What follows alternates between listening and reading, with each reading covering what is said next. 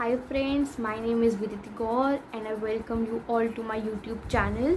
जैसा कि आप सब जानते हैं टाइटल से कि आज हम डिस्कस करने वाले हैं चैप्टर नंबर 1 हिस्ट्री का नेशनलिज्म इन यूरोप का एक टॉपिक बल्कान रीजन। जैसा कि आप जानते हैं जो बल्कान रीजन है वो काफ़ी इंपॉर्टेंट क्वेश्चन है जो कि 5 मार्कर्स में आ सकता है बोर्ड्स में। तो मैंने अपने टाइम पे नोट्स बना रखे थे जिनसे मैं आपको समझाऊंगी। आप प्लीज़ पॉज करके आप पॉइंट्स को लिखते ज़रूर रहिएगा, क्योंकि एक सही लैंग्वेज में लिखना बहुत ज़्यादा इम्पॉर्टेंट है ताकि आपको 5 में से 5 मार्क्स मिले। तो जो मैंने फर्स्ट पॉइंट में लिखा है वो लिखा है the Balkan was a region of geographical and ethnic variation. जो बल्कान था वो एक geographical as well ethnic variation से था, कंप्रोमाइज़ करते थे आज के दिन के रोमेनिया, बल्गेरिया, यूरेनिया और ग्रीस की। और जो बल्कान में जो लोग रहते थे उनको हम कहते थे स्लीव्स। तो फर्स्ट पॉइंट हमारा क्लियर हो गया। अब सेकेंड पॉइंट पे आते हैं। The large part of the Balkan was under the control of Ottoman Empire. जो एक लार्ज पार्ट था बल्कान का वो ऑटोमन एम्पायर के कंट्रोल के अंदर था। इसमें कंटिन्यू करेंगे हम। It was an explosive area due to the spread of romantic nationalism in Balkan. ये बहुत ज़्यादा एक्सप्लोसिव एरिया था क्योंकि यहाँ पे जो आइडियाज़ थे रोमांटिक नेशनलिज्म के वो काफ़ी ज़्यादा स्प्रेड हो गए थे and disintegration of Ottoman Empire. तो इस पॉइंट का कंक्लूजन में हम लिखेंगे कि जो लार्ज पार्ट था बल्कान का वो कौन से एम्पायर के अंदर आता था, ऑटोमन एम्पायर के।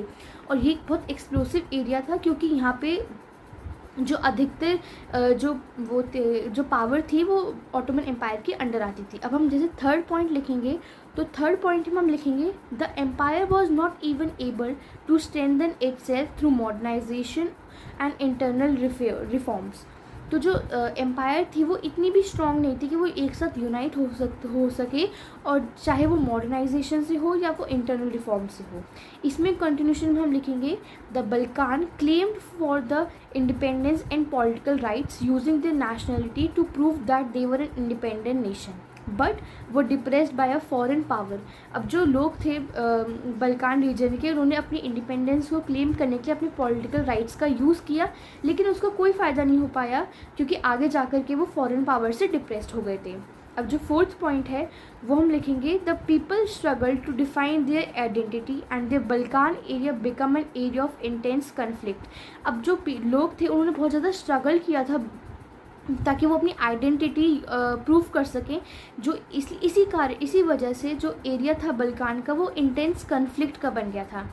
कंटिन्यूशन में लिखेंगे at that time great European powers. उस टाइम पे जो ग्रेट यूरोपियन पावर्स थे जैसे रशिया, जर्मेनिया, इंग्लैंड, वो बहुत ज़्यादा कीन थे। वो कीन इसलिए थे क्योंकि ये जो जगह थी वो काफ़ी इम्पॉर्टेंट थी from the view point of trade.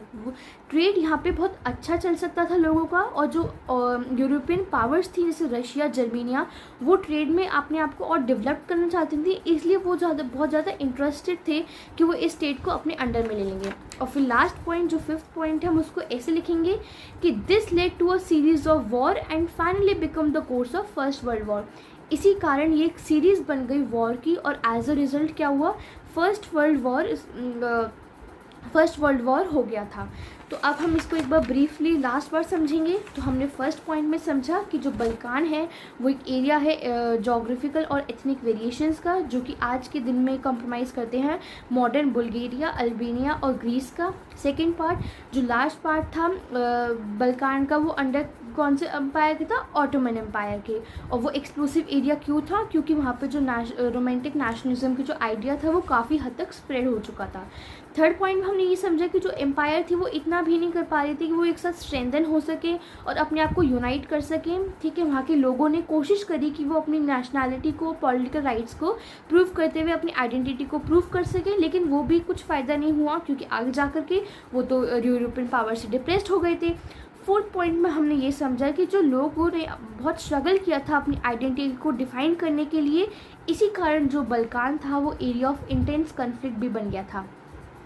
अब आगे आते हैं जो ग्रेट यूरोपियन पावर्स थे जैसे रशिया, जर्मेनिया, इंग्लैंड, वो बहुत ज़्यादा इंटरेस्टेड थे कि वो इस बल्कान को अपने कंट्रोल में ले ले, क्योंकि यहाँ पे ट्रेड और कॉमर्स की काफ़ी ज़्यादा प्रोबेबिलिटी थी कि यहाँ पे बहुत ज़्यादा डेवलप्ड हो सकता है, इसलिए वो चाहते थे कि वो बल्कान को अपने अंडर में ले ले। और फिफ्थ पॉइंट में हमने क्या समझा कि इसी कारण इसने एक सीरीज़ को लेट किया जो कि फर्स्ट वर्ल्ड वॉर पे एंड हो गई। मैं आशा करती हूँ आपको ये बल्कान रीजन समझ आ गया होगा। मोर ओवर जो मैंने पॉइंटर्स बनाए थे, मैं इसकी PDF भी आपको डिस्क्रिप्शन बॉक्स में प्रोवाइड कर दूँगी, तो आप प्लीज़ वहाँ पे लिख लीजिएगा और लिख कर प्रैक्टिस करिएगा। सो हम मिलते हैं अगली वीडियो में यूनिफिकेशंस के साथ। जैसे ही हमारे अभी हमारे 20 सब्सक्राइबर्स हैं, जैसे ही हमारे 30 सब्सक्राइबर्स हो जाएंगे, मैं यूनिफिकेशंस की वीडियो भी डाल दूँगी। टिल देन अपना ध्यान रखिए, घर पे रहिए और पढ़ना बिल्कुल मत छोड़िए, पढ़ते रहिए। Till then bye, good. एक लास्ट में सिर्फ इतना बोलना चाहूँगी कि अगर आपको कोई भी डाउट हो बल्कान रीजन से रिलेटेड, तो आप प्लीज़ मुझे कमेंट बॉक्स में ज़रूर लिख के भेजिएगा। मैं उसको डाउट को क्लियर करने की ज़रूर कोशिश करूँगी।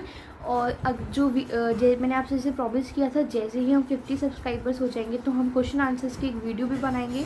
तो आपको जो भी क्वेश्चंस हो या क्वेरीज़ हो मुझसे रिलेटेड, तो आप प्लीज़ कमेंट बॉक्स में लिख लीजिएगा, मैं उसको नोट डाउन कर लूँगी एक जगह। और जैसे ही हम 50 सब्सक्राइबर्स हो जाएंगे, हम वो एक वीडियो अपलोड कर देंगे। और आपको कोई भी सजेशन हो या कोई भी क्वेरीज़ हो, तो आप प्लीज़ कमेंट बॉक्स में लिख करके प्लीज़ भेजिएगा।